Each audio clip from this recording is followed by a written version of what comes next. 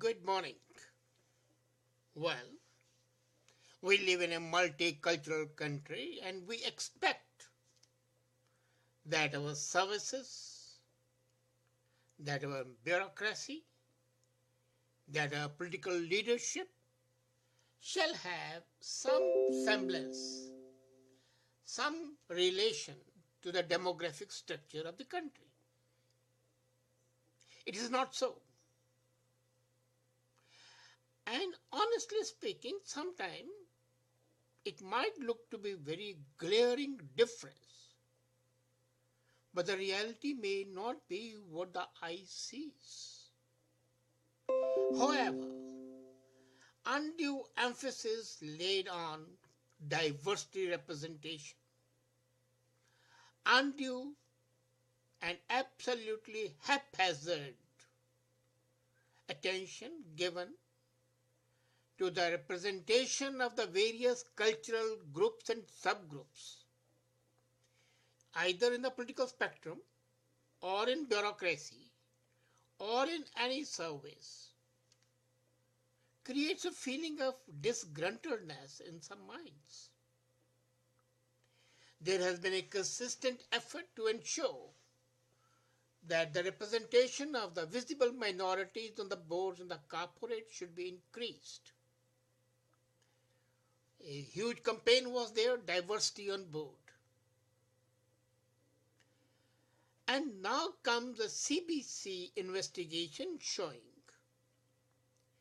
that the police forces are indulging in racial profiling primarily because the diversity is not represented in the police forces. We are all gaga on the fact that the head of the Toronto Police, the largest police force in the country, I mean the municipal forces, I'm not talking of RCMP, or the provincial forces, I'm talking of the municipal forces, that in Toronto the population, non-white population is 50%. But the representation of the non-whites is hardly 20%, 25%. That's it. Is it good or is it bad? To begin with, let me be very clear that I am not in favor of representation of the communities per se in the process of any selection, whether it's police force, whether it's bureaucracy, whether it's board. All selection must be done on merit. Otherwise, we'll have the same situation as is happening in India, where reservations have created such a division in the society that the Dalits, despite all the reservations, the untouchables, are still suffering. Because there's a resentment that they are taking undue advantage of the reservations and they don't get what they don't deserve. While the people belonging to the non-reservation side do not get what they deserve. Now here the situation is similar. Of course, it's amazing that when the population of a certain culture group overshadows the population of another group, and yet that group in minority or comparative majority has astoundingly more number, then there is something wrong, definitely. This can be wrong, that either the selection process is geared to keep the groups out, or those groups, the marginal groups, are even overwhelmingly major groups, are not interested in joining the services. Even if they are not interested, they must be motivated to do it, so that the undue charges of racial profiling are not leveled against the police forces. After all, the police forces are the community forces. They have to, if they know the community very well, they can do it much better service than they are doing at present. Now look at the picture. As I talked of Toronto, where 50%, more than 50% are non-whites and the representation is 25%, despite the chief being a non-white. But then, come to the others. Peel region. 57% population of the Peel region is non-white, and the representation in the police force is 19%. So compare 57% and 19%. Now this is something which doesn't gel. Vancouver, the non-white population is 54%, and the representation in the police force is 22%. Quebec City, the non-white population is 5%, representation is 1%. Okay, not too bad. Montreal, only 7% representation in the police force of the non-whites. York region, the non-white population is 44% and the representation of the non-whites is 17%. So 44% and 17% is not as bad as in Peel, where 57% and 17% is there, but still not good enough even. And look at Edmonton. 35% of the population is non-white and the police representation is 10%. But the worst is in Nunavut, where the natives have 90% population, 90. And the representation of the police force is hardly 10%. Now this definitely does send wrong signals. We come to the major question again. Is multiculturalism or is diversity something that we use as a tool to make the society cohesive, or do we use it to make it divisive? As a matter of fact, normally in any country, such issues should not crop up at all, because the citizenry, irrespective of their color, irrespective of their ethnicity, irrespective of their cultural background, are entitled to the same service as any other one. They are entitled to the same thoughts and the same preservation of law and order as any other group is. Whether they are represented on the force or not should not matter at all. You see, if we start doing that, then we'll say, okay, the seniors are such a large number, they should represent the police. The women are there, they should be represented police. Then there's no end to being divisive. You have to have a police which is engaged in protecting you, protects your life and liberty, your limb and your property, which ensures adherence to the law for the benefit of the largest number of the people, which ensures that you are not being victimized or you are not being held to ransom, either by thought or for money. Now, when the cultural differences crop up and there's a fear of racial discrimination and racial profiling, then there are two steps are required. A, prompt the groups, the alienated groups, to come and join the service. But that can be done by persuasion. You cannot force them. The second is to educate your present forces in the cultural issues. Now, some cultural issues which are really not cultural or are criminal issues cannot be countenanced simply on the reason of their being cultural. Imagine an ex-member of X community is a police officer and a member of the same community commits a crime. But the crime is such that can have cultural overtones.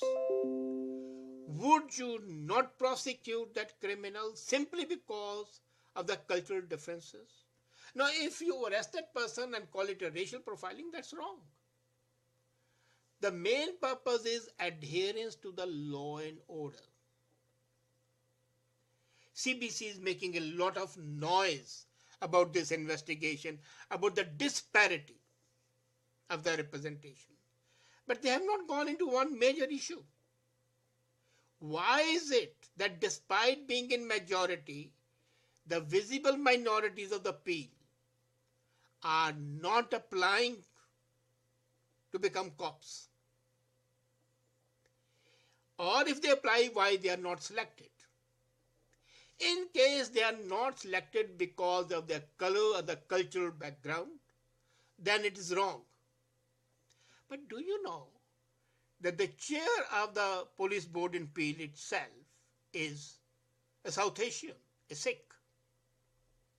And if this thing happens on his tenure, then you can be sure that the selection process is okay. You cannot say that when the chairperson himself belongs to a visible minority, he will let any injustice take place.